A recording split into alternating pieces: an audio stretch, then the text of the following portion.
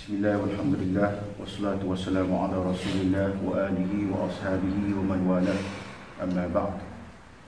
Ayuhal ikhwah, Assalamualaikum warahmatullahi wabarakatuh. Baik, alhamdulillah, kita bersyukur kehadrat Allah Subhanahu wa taala. Malam ni kita dapat sambung pengajian kita dalam pengenalan ilmu maqasid syariah. Kita masuk pada siri yang kelima malam ni. Jadi ikhwah ada download kan? Ada kan? Okay. Minggu lepas kita bincang tajuk apa? Siapa hadir minggu lepas? Apa ni, maqasid dalam pensyariatan. Bahawa dalam tasyri' syariah ni terdapat maqasid pada tiap-tiap perintah, apa yang hukum Allah Subhanahu taala terdapat maqasid.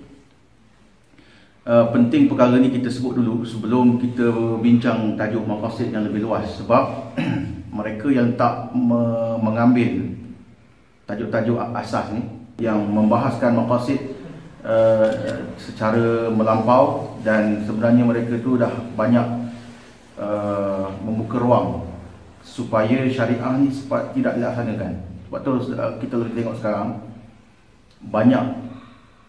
banyak orang berhujah dengan profesor sekian, doktor sekian, ke arah apa?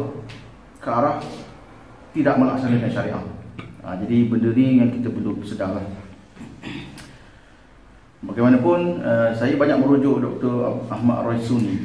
Dr. Ahmad Raisuni ni dia diiktiraf lah, dan banyak lagi lah ulama-ulama lain yang sebenarnya masih lagi berpegang dengan dawabit syariah, prinsip-prinsip hukum, dan mereka menyatakan bahawa maqasid ni bukan satu ilmu untuk kita membatalkan hukum sedia ada, bukan. Hukum-hukum yang sedia ada ni mesti kita laksanakan. Kemudian maqasid ni dia bincang segi natijah dan kesan daripada pelaksanaan tu dan apa yang perlu dicapai. Bukan ilmu maqasid ni digunakan untuk menghalang siapa-siapa yang nak melaksanakan syariah, ataupun melengah-lengahkan atau menangguh-nangguhkan, bukan. Baik, kita pergi pada tajuk malam ni, menjaga masalih ataupun maslahah ad-daruriyah. Dalam bahasa Melayu, perkataan yang diguna ejaan yang betul maslahat, huruf ta, huruf ti. Biasa kita lah bahasa Arab ni nak tulis dalam bahasa Melayu, kita biasa tulis maslahah kan. Tapi dari segi ejaan dia orang bahasa maslahat. Menjaga maslahat ad-daruriyah. Malam ni kita bincang tadi ni. Baik. Maqasid ni biasanya dia akan tertumpu pada dua. Satu, jalbul masalih. Syariat ni tujuannya adalah untuk mendapatkan atau mencapai kebaikan. Masalah makna kebaikan, masalah makna kepentingan. Okey.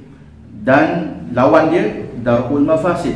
Dia nak menolak, menghalang, mencegah berlakunya kemudaratan. Jadi perbahasan dalam matlamat pelaksanaan syariah ini kepada manusia tertumpu menjaga maslahat kehidupan mereka di dunia dan akhirat. Kenapa? Ini disebut oleh Al-Imam Ibn Qayyim. Nama sebenar dia Muhammad Ibn Abi Bakr, gelaran dia Syamsuddin, yang dikenali sebagai Ibn Qayyim Al-Jauziyah, meninggal tahun 751 Hijrah. Baik. Ni kalau siapa yang boleh cari kitab dia, I'lamul Muwaqqi'in, cuba cari. Ataupun Profesor Ahmad Raisuni dia kata A'lamul Muwaqqi'in. A'lamul Muwaqqi'in. Disebut dalam kitab tu, fa inna syari'ata mabnaha wa asasuha 'ala al-hikam wa masalihil 'ibad fil ma'ashi wal ma'ad. Boleh rujuk nota kaki saya tu. Sesungguhnya syariat itu binaan dan asasnya adalah atas segala hikmah. Kita dah sebut dalam kuliah-kuliah sebelum ni bahawa semua perintah-perintah syarak dan larangan-larangan syarak terdapat hikmah, iaitu kita tak boleh nafikan. Kerana Allah Ta'ala takkan buat apa-apa secara sia-sia. Tak ada benda yang Allah buat sia-sia. Maka kita beriman benda ni, atas segala hikmah dan maslahat, masalihil ibad. Semua tujuan-tujuan syarak ni nak jaga kita, hamba-hamba Allah. untuk manusia di dunia dan akhirat. Dunia pun syariat nak kita dapat kebaikan, akhirat pun syariat nak membawa kita kepada kebaikan. Apa kebaikan akhirat? Masuk syurga. Kebaikan akhirat, kita terselamat daripada api neraka. Jadi kalau kat dunia ni kita bermain-main dengan syariat, bermain-main, maknanya gelong-gelong dengan syariat ni kan, konang-konang. Macam mana kita nak capai masalih ukhra? Bagaimana kita hendak mencapai kebaikan akhirat? Kalau di dunia ni terlalu banyak benda-benda yang perintah-perintah Allah yang kita lengah-lengahkan, atau kita tangguh-tangguh, atau kita beralasan. Ini perangai Bani Israel. Bani Israel kita tahu perangai dia banyak beralasan dan banyak mempersoalkan Nabi-Nabi. Surah Al-Baqarah, kisah lembu tu semua tahulah. Antazbahu baqarah, dia tanya pula lembu macam mana. Dalam hadis pun Nabi SAW menyatakan kathratu masailihim wa ikhtilafuhum ala anbiya'ihim. Apa dia? Nabi sebut kathratu masailihim, banyaknya soalan-soalan dia, banyaknya pertanyaan-pertanyaan dia, wa ikhtilafuhum ala anbiya'ihim, banyak sangat kecanggahan dia dengan nabi-nabi mereka. Nabi Musa cakap macam ni, dia cakap macam ni. Nabi Musa cakap macam ni, dia cakap macam ni. Nabi Musa pergi, tinggal Nabi Harun berlawan. So kita jadi umat Nabi Muhammad SAW pun, dia tidak menerima kita ni bersikap seperti Bani Israel. Okey, kita kena beriman perintah syariat ada kebaikan dunia dan akhirat. Dan para ulama membahagikan topik ini kepada 3 peringkat maslahah. Okey, pertama sekali kita nak bincang, saudara-saudara ingat, kita nak bincang tentang maslahah dulu. Maslahah ni pula bagi pada 3. Lepas tu nanti baru kita bincang mafsadah. Okey, kalau nak tahu, ini saja ilmu maqasid. Dan saya tak nak bincang lebih lanjut lagi, atau belum nak bincang lagi. Tajuk kalau buka dalam kitab, dia ada masalihul am, al-masalihul amah, al-masalihul khassah, al-maqasid, ada maqasid kulliyat, maqasid juz'iyat. Semua tu kita tak bincang. Kita nak bincang ini dulu. Ya, dibagi pada 3 peringkat yang dikenali sebagai al-qawaidul kulliyah. Kalau kita dengar mana-mana orang sebut al-qawaidul kulliyah, yang dimasukkan itu ialah pembahagian ini: daruriyat, hajiyat, tahsiniyat. Ya, pembahagian ini berdasarkan kepada keutamaan dan konsekuensinya. Konsekuensinya apa? Kesan. Okey, ulama dia bahagi daruriyat ni duduk atas, hajiyat duduk bawah, duduk tengah, kemudian tahsiniyat ni duduk bawah sekali. Dari segi keutamaannya yang kita akan lihat, dan saya akan sebut satu analogi sebelum ni. Ibaratnya kita, daruriyat ni adalah kita perlukan rumah untuk tinggal. Itu perlu ada dulu. Bila dah ada rumah, kita nakkan adanya kipas, kita nak ada contoh keperluan kita lah, keperluan seperti air dan sebagainya. Itu semua keperluan. Okey, kemudian kalau kita nak lebih baik, kita tak mau kipas macam ni, kita nak aircon. So aircon tu bukan satu keperluan lagi, dia jadi satu keinginan. Okay, tengok jadi benda tu dia berperingkat. Kalau rumah pun tak ada, tiba-tiba beli aircon, buat apa? Kan? Macam itulah. Kita ada kursi sofa, rumah tak ada. Itulah. Okey, rumah kena ada dulu. So pembahagian itu mengikut keutamaan dan kesan dia, ataupun kesan dia. Pertama, ad-daruriyat artinya sesuatu yang diperlukan sampai ke peringkat darurat demi kemaslahatan manusia. Ya, jika tidak ada akan menimbulkan kerosakan. So, kalau kita tak ada rumah macam mana? Nak tinggal kat mana? Okey. Yang kedua, al-hajiyat artinya sesuatu yang diperlukan oleh manusia untuk memenuhi keperluannya dan tidak sampai ke peringkat darurat. Tak sampai kepada peringkat darurat. Rumah kita kalau tak ada kipas, kita boleh hidup. Okey, darurat ni mesti ada. Hajiyat ni lebih kepada keperluan, dan hajiyat ni mengikut orang. Contohnya bagi kita, kereta bukan satu keperluan, tetapi seorang pemandu teksi, okey, boleh faham? Okay. Yang ketiga, at-tahsiniyat. Tahsiniyat artinya sesuatu yang diambil untuk kebaikan kehidupan dan memperelokkannya secara kebiasaannya, namun tidak sampai kepada peringkat keperluan. Kita kata tadi, Rumah yang tidak ada air condition, tak ada masalah. Rumah yang tak ada apa tu, TV apa, sound home theater, dengan speaker yang sedap, speaker yang itu bukan hal kebetulan. Kalau ada okey. Baguslah kalau siapa nak ada tu, nak tengok cerita perang. Tapi yang tak ada masalah. So dalam syariah, benda-benda ini diraikan ataupun dibincang oleh para ulama. Perkara apa yang masih jaga dulu? Okey. Lepas tu kalau boleh dari segi pelaksanaannya kita cantikkan begini. Lebih cantik lagi begini. Sebab itu ada negara dia tidak mengenactmentkan kanun syariah. Seperti negara Arab Saudi. Maksud saya tidak kanunkan itu, dia tidak letakkan enactment. Contohnya orang mencuri akta sekian. Saya diberitahu macam itulah. Beberapa orang beritahu saya di Arab Saudi, dia letak hak tu pada hakim. Hakim ni kena orang yang faqih. Dalam kes mencuri, dia akan bicaralah orang tu. Kira macam zaman sahabat lah. Dia tidak ada satu macam buku undang-undang yang boleh jadi rujukan bagi peguam lah apa semua. Dia atas hakim. Hakim akan bicarakan kes. Orang ni kenapa, macam mana keadaan dia. Dia mencuri kenapa? Dia mencuri kerana lapar, dia mencuri kerana miskin. Hakim kata okey, tukar pada hukum ta'zir. Dan ta'zir itu atas keputusan dia. Dia tidak ada letakkan dalam akta ataupun dalam enactment, ya, tak ada. So kalau kita hari ni nak melaksanakan undang-undang syariah, kalau hukum jenayah dan sebagainya, undang-undang kekeluargaan, ahwal syakhsiah, kita nak buat segi itu, ada buku dia. Telah dibukukan dalam undang-undang. So benda tu dipanggil apa? Dia pergi pada tahsiniah. Kalau ada negara melaksanakan undang-undang Islam dan dia tidak letak dalam akta, tapi dia melantik hakim-hakim yang layak. Pertama dah lepas dah, apa dia? Daruriyat, lepas dah. Boleh faham? Dari segi daruriyat tu mesti melaksanakan hukum yang diturunkan oleh Allah, tak ambil undang-undang lain, dah lepas. Tapi dari segi macam mana negara tu nak cantikkan lagi pelaksanaannya, dia boleh pergi pada hajiat, tahsiniat dan sebagainya. Okey, secara umum boleh faham makna-makna istilah ni.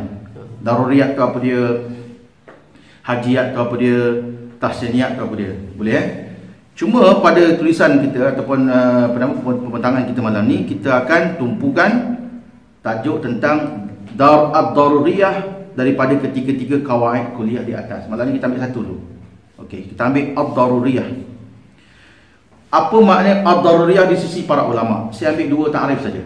Pertama daripada Al-Imam Jalaluddin Al-Mahalli Asy-Syafi'i, meninggal tahun 864 Hijrah. Siapa Imam Jalaluddin? Dalam mazhab Syafi'i ini ada dua Jalaluddin yang terkenal. Satu Jalaluddin As-Suyuti, yakni Jalaluddin Al-Mahalli. Jalaluddin Al-Mahalli memang terkenal, salah fuqaha yang terkenal dalam mazhab Syafi'i. Menyatakanlah kitabnya Syarh Jam'il Jawami' bahawa ad-daruriyat itu adalah ya ma tasilu hajatu ilaihi ila haddid darurah. Sesuatu yang sangat diperlukan sampai ke tahap terdesak, itu dipanggil darurah. Sebab itu ada kaedah ad-darurah tubihul mahzurah. Perkara darurat membolehkan, mengharuskan perkara yang mahzurah, dilarang. Kita perlu sangat makan, tak ada daging yang halal, yang ada babi, itu saja. Ad-darurah tubihul mahzurah. So kita boleh faham makna darurat ni, benda yang kita perlu sangat sampai peringkat terdesak. Roti tak ada, sayur tak ada, daging babi je ada. Ketika itu terpaksa lah ambil daging babi tu makan. Kemudian kaedah fikih lagi di bawah tajuk bawah tajuk ad-darurah tubihul mahzurah, apa lagi? Ad-darurah tuqaddar biqadriha. Perkara darurat tu diukur berdasarkan kadar dia. So kita tak boleh makan daging babi berlebihan. Boleh faham? Kita tak boleh makan babi berlebihan sebab faman turra ghayra baghin wala 'adin fala ithma 'alayh. Yang Quran tegaskan ialah makan daging tu jangan sampai berlebihan dan bukan dengan keinginan diri kita. Bukannya kita tak ada makanan ni, babi. Bukan kita inginkan, kita makan tu dalam keadaan kita tak suka, tapi terpaksa makan. Okey, itu darurah. Tak boleh kita simpan daging babi, masak kicap, simpan dalam peti ais, tak boleh. biqadriha. So atas dasar itu Imam Jalaluddin Al-Mahalli mengatakan ila haddi darurah, maknanya satu benda yang dalam segi syariat ni kita mesti mencapainya dalam keadaan ya sampai ke peringkat terdesak, kita mesti mendapatkannya. Dan kalau kita tidak mendapatkannya, keadaan itu kita tidak boleh biarkan berlarutan. Contoh sekarang ni, dengan tidak ada pelaksanaan undang-undang Islam, kita terpaksa berhukum dengan undang-undang British, kan? Terpaksa lah. Kita nak buat apa? Dari negara kita macam dan kebanyakan negara orang Islam yang bekas-bekas jajahan ni pakai undang-undang Perancis, pakai undang-undang British. Tapi bolehkah kita membiarkan keadaan itu berlarutan sampai ratusan tahun tanpa kita berusaha apa-apa? Biar je. Ini masalahnya orang yang guna maqasid secara salah. Dia kata apa? Dia kata yang pentingnya dari segi pelaksanaan Islam ni adalah keadilan. Dia suruh kita menghukum dengan adil. Jadi kalau kita laksanakan hukum Islam tak mencapai keadilan, itu tidak mencapai maqasid. Seolah-olah dia nak kata biarkan undang-undang British, biarkan undang-undang Perancis itu adil. Betul tak? Dari segi undang-undang Islam, orang akan cari alasan. Sayyidina Umar zaman Amul Maja'ah, zaman kemarau. Sebenarnya zaman tu tak sampai setahun pun. Ada baca tulisan saya dalam internet, saya ada bawa. Waktu kemarau tu tidaklah berlarutan lebih setahun, dalam 9 bulan. Maka dia kata syariah ni boleh ditangguhkan kalau berlaku keadaan-keadaan tertentu. Soalannya, ada tak orang bincang undang-undang British tidak sesuai sekiranya berlaku banjir, sekiranya berlaku peperangan, sekiranya berlaku kemarau? Dia tak bincang. Seolah undang-undang kafir ni salihah li kulli zamani wa makan, bila-bila masuk sesuai. Bila sebut undang-undang Islam, tak boleh, kita kena ni dulu, bagi rakyat kenyang dulu, kena basmi kemiskinan dulu. Tak boleh ada immunity, raja-raja pun kena hukum. Selagi kita tak boleh buat semua, jangan buat undang-undang Islam.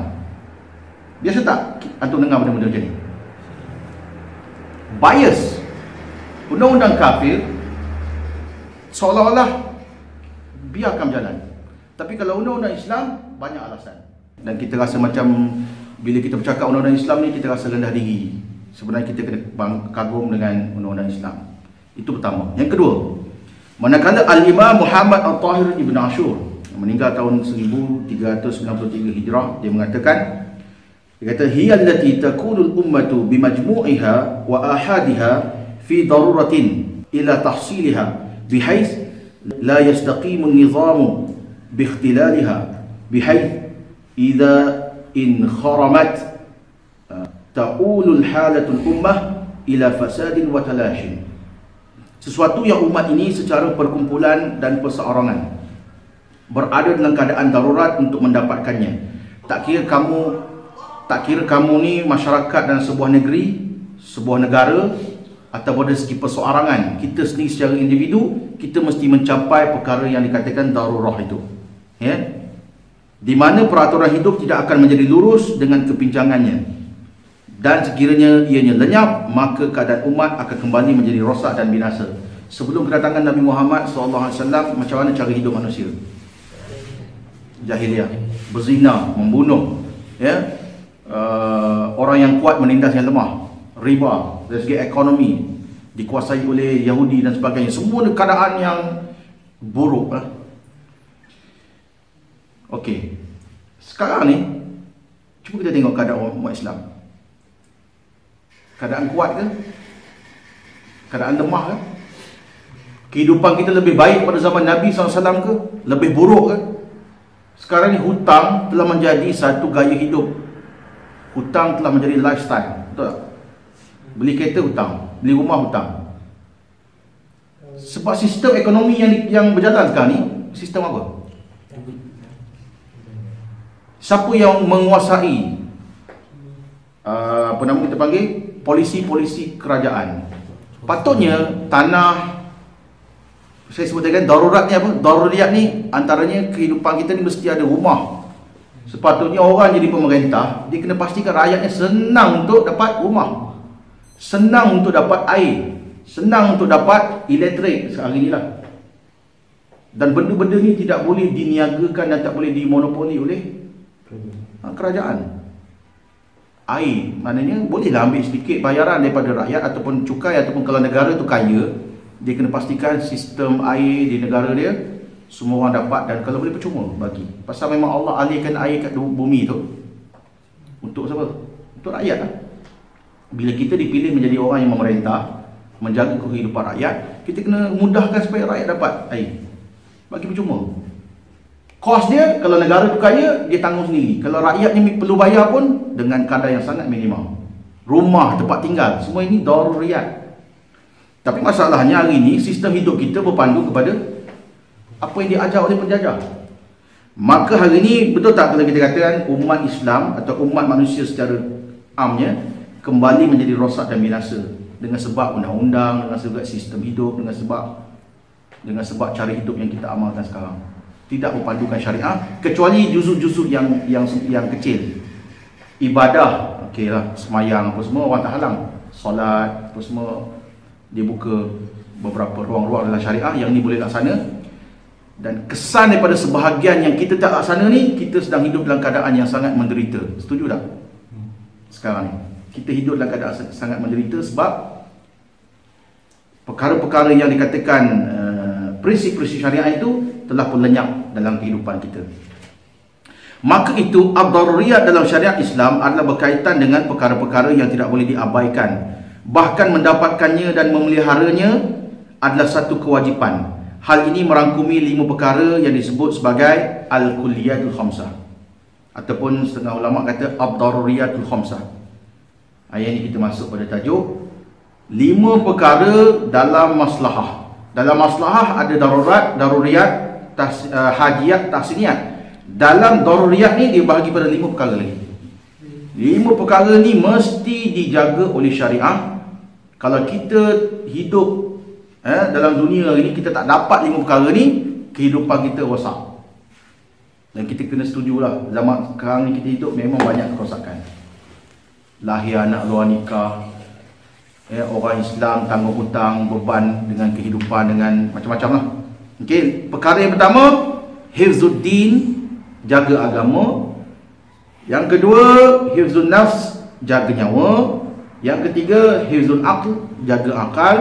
Yang keempat, hifzul nasal, ataupun setengahnya sebut an-nasab, menjaga keturunan. Ada juga menyebut hifzul ird atau ard, iaitu menjaga kehormatan diri, maruah manusia. Dia termasuk dalam ni. Yang kelima, hifzul mal, menjaga harta. Okey, siapa yang mula bahaskan tentang 5 ni? Sejauh yang saya belajar, Imam Al-Ghazali dia ambil daripada Imam Al-Juwaini. Imam Al-Haramain Al-Juwaini, cuma dia apa? Dia bawa, dia sebut dalam kitab dia apa nama? Al-Mustasfa. Dia kata wa maqsudu syar'i min al-khalqi khamsah وهو أن يحفظ عليهم دينهم ونفسهم وعقلهم ونسلهم ومالهم فكل ما يتضمن حفظ هذه الأصول الخمسة فهو مصلحة وكل ما يفوت هذه الأصول فهو مفسدة ودفعها مصلحة. Matlamat hukum syarak yang kita panggil maqasid syariah itu bagi makhluk, iaitu manusia, ada 5 perkara. Matlamat daripada hukum syarak ada 5 perkara, iaitu supaya terpelihara agama, nyawa, akal, keturunan dan harta mereka. Segala perkara yang merangkumi pemeliharaan kelima-lima prinsip ini adalah maslahah. Selagi kita jaga 5 perkara ni, kita mencapai maslahah. Dan segala perkara yang melenyapkannya adalah mafsadah, kerosakan. Kalau hilang 5 perkara ni, akan berlaku mafsadah. Jadi kalau orang kata tanpa melaksanakan syariah, kita tak laksanakan syariah ni pasal kita nakkan maslahah. Imam Al-Ghazali kata apa? Kamu nak capai maslahah, laksanakan syariah.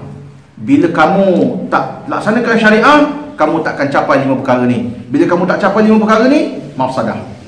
So jangan kita berhujah pakai undang-undang British juga, kita nakkan maslahah, nak jaga maslahah. Okey, nak jaga rakyat, kita nak jaga orang kafir supaya tidak memandang supaya orang kafir tidak memandang Islam ni sebagai agama yang ekstremis dan apa macam-macam lah. Tak, kamu tak laksana yang apa yang Allah suruh, mafsadah, kata Imam Al-Ghazali. Okey, wa daf'uha maslahah. Kamu menolak kerosakan itu maslahah. Sudah tentu dengan cara melaksanakan syariah, bukan dengan melaksanakan benda lain. Baik, apa kata Al-Imam Asy-Syatibi? Abu Ishaq Asy-Syatibi meninggal tahun 790 Hijrah. Dia kata, faqad ittafaqatil ummah bal sa'irul milal ala anna syari'ata wudi'at lil muhafazah ala daruriyat al-khams. Sesungguhnya umat ini, iaitu umat Islam, bahkan semua millah, saya letak dalam kurungan tu, millah di sini dengan makna agama samawi, ya, sebab agama samawi saja yang menerima kitab-kitab daripada Allah Ta'ala. Orang yang ni, saya takut ni, orang yang suka bincang maqasid ni, dia ambil kata-kata Imam Asy-Syatibi ni, dia kata bal sa'irul milal, dia masuk sekali agama-agama lain, agama Hindu, agama Buddha, agama yang tak ada syariat, agama habis semua, pahaman-pahaman ideologi komunis semua masuk. Sebab dia kata umat ini dan seluruh agama-agama, milal dia faham dengan agama, termasuk dengan agama yang lain, Buddha, Hindu, agama yang tak ada asal, agama yang kerekaan, semua masuk kan? Padahal yang dimasukkan oleh Imam Asy-Syatibi, boleh rujuk kitab-kitab dia, dimasukkan kitab-kitab yang ada syariat, kitab-kitab yang datang daripada Allah Ta'ala, Taurat, Injil, yang ada susu gaduh dengan agama kita. Yang itu saja. Agama dalam Taurat, Injil, Quran sepakat bahawa syariat itu dijadikan untuk menjaga 5 perkara. Agama Yahudi ke, agama Kristian yang asal Nasrani yang asal bersepakat, kita sepakat bahawa syariat untuk menjaga 5 perkara, iaitu wahya ad-dinu wan nafsu wan nasalu wal mal wal aqlu wa ilmuha indal ummati kad-daruri. 5 perkara itu ialah agama, nyawa, keturunan, harta dan akal. Dari segi susunan ni lain sikit lah. Kita akan bahaskan kenapa para fuqaha diletak atas sekali agama, kemudian nyawa, lepas nyawa akal, lepas akal kehormatan ataupun keturunan atau marwah, ke akhir sekali harta. Tapi Imam Asy-Syatibi dalam kitab Muwafaqat ni dia letak macam ni. Yang ini di peringkat mukadimah dia. Tapi pembahasan nanti kita tengok lain. Sebab apa saya sebut macam tu? Kita pertama sekali agama kena jaga dulu. Tak ada agama, akhirat esok kita akan dapat mafsadah. Mafsadah neraka, mafsadah akhirat ni masuk neraka lah. Baik, kita ada agama. Kedua, kita kena jaga nyawa. Okey, kena jaga nyawa. Lepas jaga nyawa, jaga apa? Lepas jaga akal. Okey, lepas jaga akal, jaga keturunan atau marwah atau kehormatan. Lepas tu baru jaga harta. Sebab dia ada turutan ni, ada sebab. Antara harta dengan marwah, mana anda pilih? Marwah lah. So marwah ni duduk atas, keturunan pun duduk atas. Orang nak ambil curi duit kita, nak rompak rumah kita dengan dia rogol anak kita, isteri kita. Tentu kita kata, aku jaga anak isteri aku lebih daripada harta. Harta ambil lah. Okey. Kita antara marwah dengan akal, mana kita jaga? Akal. Sebab kalau akal kita hilang, orang bagi kita minum air ke mabuk kan, bagi ubat kita pun hilang akal, mabuk, tak ingat, tak sedar diri. Orang telanjang dengan kita, tanggal pakaian kita, ambil gambar, masuk dalam YouTube, masuk dalam Facebook ke, masuk dalam sebar gambar kita, Instagram ke apa. Apa guna marwah kita? Akal kita dah hilang, orang boleh aniaya kita. Okey, antara akal dengan nyawa. Nyawa atas lagi. Okey, ada akal ada, tapi kena bunuh. Habis antara nyawa dengan agama. Antara nak hidup dalam keadaan kufur ataupun mati dalam keadaan beriman. Mati dalam keadaan beriman. So turutan ni diletak oleh para ulama, diikut peringkat-peringkat itu. Baik. Dan dia kata sini, pengetahuan mengenainya di sisi umat adalah satu kemestian. Maknanya umat Islam mesti tahu benda ni. Walaupun sebelum daripada Imam Asy-Syatibi membahaskan dalam kitab Muwafaqat, benda ni ada dalam syariat. Cumanya kita kata para ulama tidak membahaskan seperti Imam secara lengkap seperti mana Al-Imam Asy-Syatibi. Imam Asy-Syatibi dianggap orang yang seperti telah menyempurnakan, melengkapkan perbahasan ilmu ni. Okey, lepas tu barulah ada ulama yang ringkaskan, susun balik, syarahkan lebih luas atau pilih tajuk-tajuk tertentu, luaskan perbahasan kat sini, kat sini, kat sini. Sebelum daripada tu, Imam Al-Ghazali sentuh sikit, Imam Al-Juwaini sentuh sikit, dan ulama sebut maqasid ni secara umum je. Okay? Imam Asy-Syatibi ni orang anggap dia sebagai bapa maqasid. Dia ni sebagai orang yang mula membahas maqasid syariah atau matlamat pelaksanaan hukum-hukum syarak ini hanya akan tercapai dengan pemeliharaan kelima-lima perkara yang telah disebut di atas. Okey. Sempat lagi masa kita. Okey. Pertama, menjaga agama, hifzuddin. Okey. Menjaga agama merupakan perkara daruriyat yang terpenting dan berada pada tingkatan tertinggi dalam turutan al-kulliyatul khamsah. Ya, 5 perkara daruriyat ni agama paling tinggi. Allah Subhanahu wa taala mengutuskan Rasulullah SAW agar menyampaikan agama yang benar, iaitu Islam, bukan benda lain. Firman Allah Taala, a'udzubillahi minasyaitonirrajim, huwallazi arsala rasulahu bil huda wa dinil haqq liyudhhirahu 'ala ad-din kullih walau karihal musyrikun. Dialah yang mengutuskan rasulnya, iaitu Muhammad SAW, dengan membawa petunjuk dan agama yang benar, iaitu Islam, untuk dimenangkan dan ditinggikan atas segala agama yang lain, walaupun orang-orang musyrik tidak menyukainya. So agama ni mesti paling tinggi dalam hidup kita. Matlamat hidup kita kena letak agama mengatasi segala-galanya. Bila bertembung antara kepentingan kita dengan agama, agama dulu. Kerja kita, agama dulu. Sebab itu orang yang tidak akidahnya tak mantap atau tak jelas lagi, itu yang sampai peringkat kadang-kadang untuk dapatkan satu-satu pekerjaan, kalau majikan dia syaratkan tak boleh pakai tudung, dia kata darurat. Biasa dia pula darurat yang dibincangkan oleh para ulama, ad-darurah tubihul mazurah, dia lebih pada perkara yang melibatkan nyawa. Kalau kamu tak buat sekian, kamu dibunuh. Kalau kamu tak buat sekian, kamu diancam nyawa. Boleh lah. Kita dah tak ada makanan macam tadi kan, yang ada daging babi, yang ada bangkai. So untuk jaga nyawa, kita terpaksa buat perkara yang haram. Tapi kerja, kalau syarikat tu tak ambil kita kerja, ada tak syarikat lain? Ada. So jangan luas sangat tentang darurat ni. Boleh belaka? Tak boleh. So kita kena letak agama kita ni paling tinggi. Dari segi akidah kita kena letak paling tinggi. Allah Subhanahu wa taala juga melarang manusia daripada mengikut jalan agama yang lain. Nampak? Tak boleh. Kita nak kata semua agama sama, kerana Allah Taala menyatakan dalam Quran, "Wa man yabtaghi ghayra al-islam dinan falan yuqbala minhu wa huwa fil akhirati minal khasirin." Sesiapa yang mencari agama selain Islam, maka tidak akan diterima daripadanya, dan ia pada hari akhirat kelak termasuk daripada kalangan orang-orang yang rugi. Al-khasirin makna apa? Rugi dengan maknanya masuk neraka. Okey.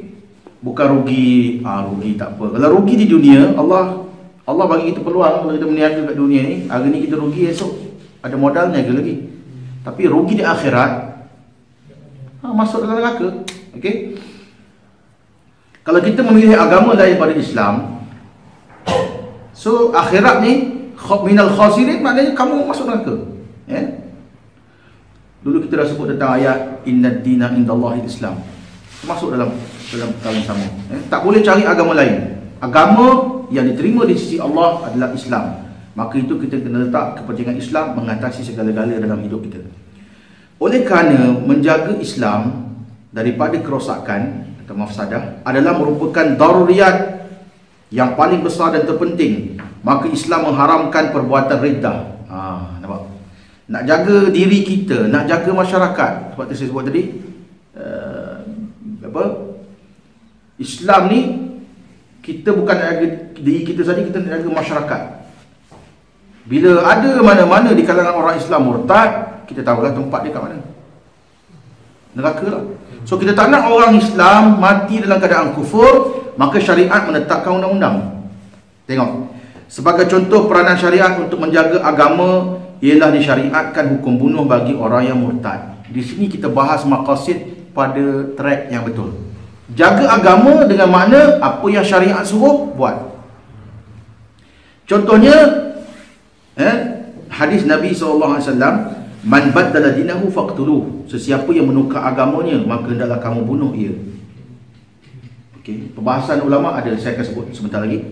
Dalam hadis lain juga baginda SAW menyatakan, la yahillu damu mri'in muslim yashhadu an la ilaha illallah wa anni rasulullah illa bi ihda thalath, al-thayyibu az-zani wan nafsu bin nafs wat tariku lidini al-mufariqu lil jamaah. Tidak halal darah seorang muslim, dengan makna tidak boleh dibunuh seseorang yang mengucap syahadah, dia mengucapkan la ilaha illallah Muhammadur Rasulullah, kecuali ada tiga sebab. Pertama, orang yang berkahwin lalu dia berzina, iaitu penzina yang dikatakan muhsan. Islam tak benarkan kita bunuh orang kecuali satu, dia dah berkahwin, dia berzina. Apa hikmah dia? Kita katakan tadi, semua undang-undang ni, semua syariat ni ada hikmah di sisi Allah Subhanahu Wa Taala. Sebelum ni kita dah bincang panjang. So kenapa mesti bunuh yang dah kahwin berzina? Kita boleh fikir secara akal je. Contohnya, orang ini dia telah dapat kelazatan hubungan suami isteri, lepas tu dia dapat, kemudian dia berzina, kemudian dia mendapatkan kelazatan itu dengan cara yang haram, maka Allah tetapkan hukuman dia rejam. So ada hikmah, mesti ada hikmah yang tak terjangkau oleh akal kita. Kita tak sampai peringkat menafikan hukum. Okey. Yang kedua, an-nafsu bin nafs, iaitu jiwa dibalas dengan jiwa, nyawa dibalas dengan nyawa. Orang yang bunuh dibalas bunuh. Okey, itu adalah hukum qisas.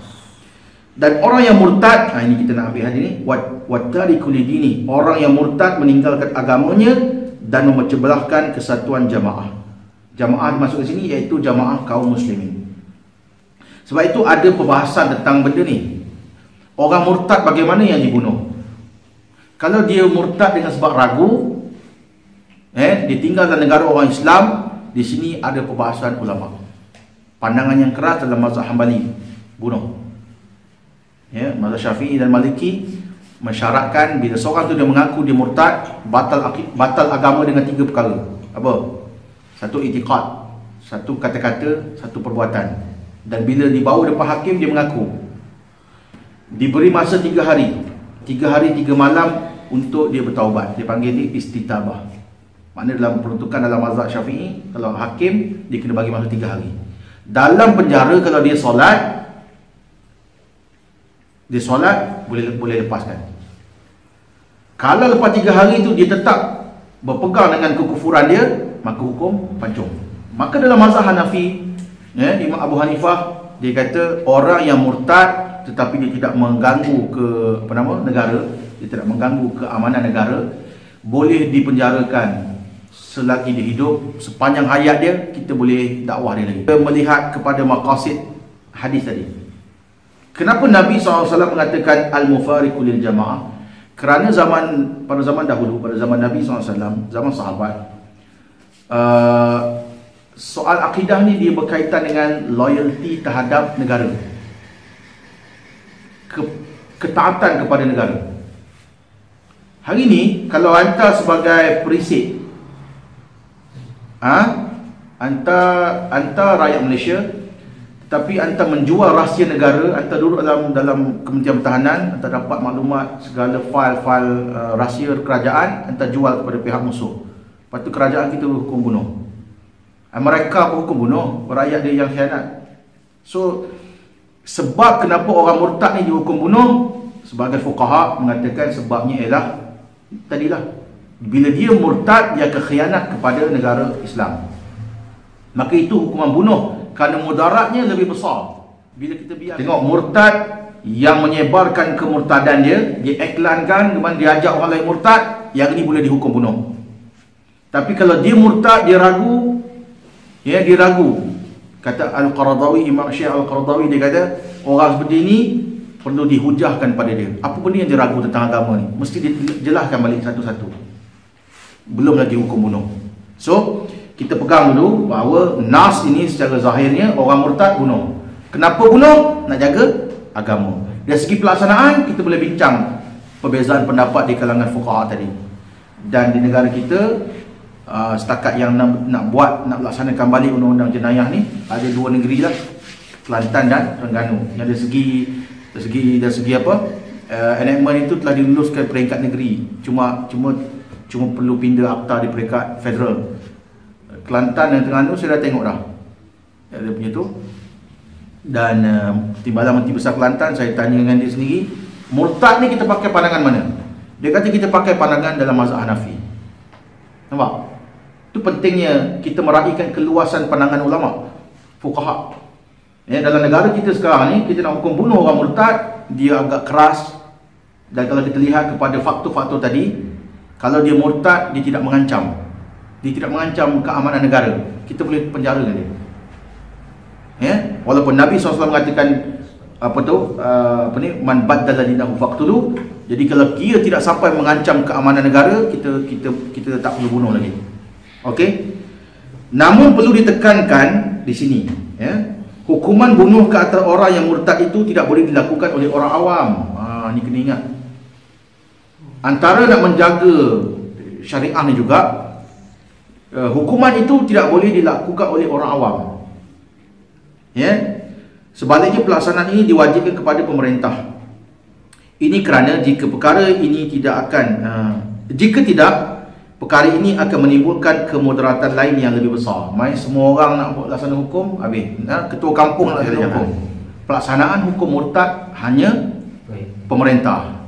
Pelaksanaan hukum murtad ini atas pemerintah, bukan atas kita. Kalau mai semua orang awam, jumpa orang berzina, jumpa orang curi, potong tangan. Berat kan? Ya? Baik. Jumpa orang murtad, kita kata orang tu murtad, kau dah murtad ni, ambil pistol, ambil parang, bunuh. Tak boleh, ya? Kerana dia akan membawa kepada kemudaratan yang lebih besar. Maka pelaksanaannya mesti dibawa dengan cara yang mengikut perundangan, ya? Pelaksanaan hukuman bunuh bagi orang yang murtad hanya boleh dilakukan oleh ulil amri, iaitu pemimpin negara, setelah mengkanunkan undang-undang jenayah syariah Islam di negaranya. Itu bergantung pada keadaan masing-masing. Macam saya sebut tadi, Arab Saudi dia ada cara dia sendiri. Yang pentingnya pemerintah yang laksanakan dengan peruntukan negara dia, peruntukan perlembagaan dalam negara dia, bukan rakyat biasa. Bahkan terdapat khilaf di kalangan fuqaha dari segi peringkat-peringkat pelaksanaannya, dari seruan agar dia bertaubat yang saya sebut tadi, istitabah, ya, bukan terus bunuh, ajak dia bertaubat dulu, dipenjarakan sehinggalah, ya, dijatuhkan hukuman pancung. Itu antara syariat ini hendak menjaga agama. Yang kedua, kita masuk pada tajuk menjaga nyawa. Islam dengan tegas mengharamkan pembunuhan dan penumpahan darah kaum muslimin. Ahlu zimmah termasuk. Ahlu zimmah termasuk dalam ni. Bila mana dia duduk dalam negara orang Islam, ya, dia bersedia patuh kepada undang-undang dalam negara orang Islam, kita panggil dia ahlu zimmah. Ahlu zimmah termasuk nyawanya mesti kita pelihara. Ya, harta dia termasuk kita mesti pelihara. Bagi orang Islam, berdasarkan hadis Nabi SAW, umirtu an uqatilan nas hatta yashhadu an la ilaha illallah wa anna Muhammadar Rasulullah wa anni Rasulullah wa yuqimuna shalah wa yutuna zakah fa in fa'alu dhalik asamu minni dima'ahum wa amwalahum illa bihaqqil Islam. Okey, dalam hadis ini menyatakan siapa yang dah mengucapkan dua kalimah syahadah, ya, dilaksanakan perintah solat, mengeluarkan zakat, darahnya dan harta bendanya terpelihara. Maksudnya apa? Maksudnya nyawa orang Islam, harta benda orang Islam tertanggung atas pemerintah. Sebab itu kalau kita nak memberikan hak ini kepada orang kafir, dia kena bayar cukai jizyah. Bila dia bayar jizyah, kita jaga nyawa dia, kita jaga harta dia. Ya, kalau dia tak nak tunduk kepada undang-undang dalam negara Islam, dia bayar jizyah, dan tentera Islam akan jaga keamanan negara dia. Orang Islam ahli zimmah juga terpelihara dalam hal ni nyawa dia, ya. Orang kafir yang hidup dalam wilayah Islam dan tidak memerangi umat Islam, dan kafir muahid. Kafir muahid ni orang yang kafir dan dia ada ikat perjanjian damai dengan umat Islam, pun kita jaga harta nyawa dia, tidak dibunuh secara sewenang-wenangnya. Sesiapa yang mengambil nyawa manusia dengan sengaja, maka Allah menjanjikan azab yang besar di akhirat. Ini berdasarkan firman-Nya, wa may yaqtul mu'minan muta'ammidan fajazaohu jahannam khalidan fiha wa ghadiba Allahu 'alaihi wa la'anahu wa a'adda lahu 'adzaban 'azima. Sesiapa yang membunuh seorang mukmin dengan sengaja, tengok pada ayat tadi menyebut muta'ammidan. Sebab itu dalam undang-undang syariah dia ada qatlu amdin, membunuh sengaja, qatlu ghairi amdin, membunuh tak sengaja. Pasal tentang qatlu khata', bunuh tersilap. Ya. Sebab ayat ni lah, pasal Allah Ta'ala mengatakan sesiapa yang membunuh seorang mukmin dengan sengaja, maka balasannya ialah neraka Jahannam, kekal ia di dalamnya, dan Allah murka kepadanya dan mengutuknya, melaknatnya, serta menyediakan azab yang besar baginya. Okey. Membunuh adalah termasuk satu dosa daripada dosa-dosa besar. Jangan ingat membunuh ni dosa kecil. Jangan kita kata membunuh ni tak apa, nanti kan wuduk kan, menggugurkan dosa kan, istighfar banyak-banyak. Dia termasuk minal kabair, dan dia berkait dengan hak. Dia panggil apa? Haqqu adami, hak manusia. Hak manusia. Sebab manusia itu hidup dengan sebab apa? Dengan sebab ada mak ayah dia. Dia lahir dengan sebab ada perkahwinan mak ayah dia, lahir dia. So kalau dia mati, dibunuh, kita kena settle dengan waris dia, mak dia, ayah dia, keluarga dia. Sebab tu ada hukuman kaitan kisah ni, dia berkait dengan diat. Nanti kita bincang lain lah, kan? Baik.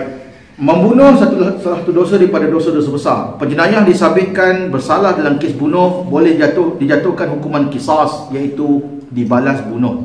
Firman Allah Ta'ala, ya ayyuhalladzina amanu kutiba alaikumul qisasu fil qatla. Wahai orang-orang yang beriman, diwajibkan ke atas kamu berkenaan orang-orang yang dibunuh, laksanakan qisas. Ya, sama je ayat ni, ya ayyuhalladzina amanu kutiba alaikumus siyam. Kalau puasa kita laksanakan, tapi yang Allah dengan sirah yang sama, kekuatan ayat yang sama, Allah suruh kita laksanakan qisas. Macam mana? Kalau kita pilih puasa, okey, qisas ni payah. Kita memilih-milih hukum. Okey. Dalam perkara orang yang dibunuh, al-hurru bil hurri wal 'abdu bil 'abdi wal untha bil untha, faman ufiya lahu min akhihi syai' fattiba'un bil ma'ruf wa ada'un ilaihi bi ihsan. Baik. Orang yang merdeka dengan orang yang merdeka, hamba dengan hamba. Zaman sekarang tak ada hamba lah. Wal unsa bil unsa, orang perempuan dengan orang perempuan. Maka sesiapa yang dapat sebahagian keampunan dari saudaranya, iaitu pihak yang terbunuh, maka hendaklah orang yang diampunkan itu mengikut cara yang baik dalam menuntut ganti rugi nyawa. Yang ni pun kena bawah pemerintah juga. Kes bunuh mesti diselesaikan oleh pemerintah. Kalau dia nak pembunuh itu dibalas, pemerintah juga yang laksanakan, menjatuhkan hukuman. Kalau dia nak pembunuh itu bayar diat 100 ekor unta, pun pemerintah juga yang jatuhkan keputusan. Dan pemerintah, hakim dia tidak boleh jatuhkan hukuman bunuh kalau keluarga telah memaafkan. Ini kalau kita bincang dalam jenayah syariah, dia ada hak yang berkaitan dengan hak Allah. Pemerintah, hakim tak boleh tukar pintu hukum. Kalau hukuman mencuri contohnya, bila dah jelas, dah ada pengakuan, dah ada bukti semua, laksanakan hukuman potong tangan. Si pemilik barang tak boleh kata, hakim, saya maafkan pencuri. Kalau dia tak nak pencuri itu dipotong tangan, daripada awal lagi dia jangan bawa kes. Jangan bawa kes ke mahkamah. Faham kan? Bila dah hakim jatuhkan hukuman, tiba-tiba dia kata, saya kesian tengok dia kena potong tangan, saya tarik balik. Tak boleh. Tapi dalam kes bunuh, hak adami, hak bagi waris tu ada. Kalau kita lihat perbahasan fuqaha, dia kena tengok pula. keluarga tu mesti sepakat. Keluarga tadi mesti sepakat. Contohnya, ayah, adik-beradik dia, pakcik dia apa semua kata hukum bunuh. Tiba-tiba anak dia ada. Anak dia masih lagi belum akil balik. Anak dia, anak lelaki dia. Macam mana? Anak dia kata, tak tahulah. Hakim boleh tangguhkan pelaksanaan hukuman qisas sehingga anak tadi dewasa. Bila anak dia dewasa, tanya balik, pakcik-pakcik kamu semua ni, datuk kamu semua nak pembunuh ni dihukum mati. Kamu macam mana? Dia kata, saya pun nak hukum bunuh. Maka apa boleh? Ada perbahasan fuqaha sampai ke tahap tu nak menjaminkan keadilan. Ya? Ini yang kalau kita tengok lagi kita fiqh dia ada bahas. Okey? Jadi kalau nak tuntut ganti rugi, fattiba'un bil ma'ruf wa ada'un ilaihi bi ihsan. Orang yang bayar diat itu pun dia kena bayar dengan cara yang baik. Ya, dengan cara yang baik. Boleh dibayar secara beransur dan boleh dibayar secara terus.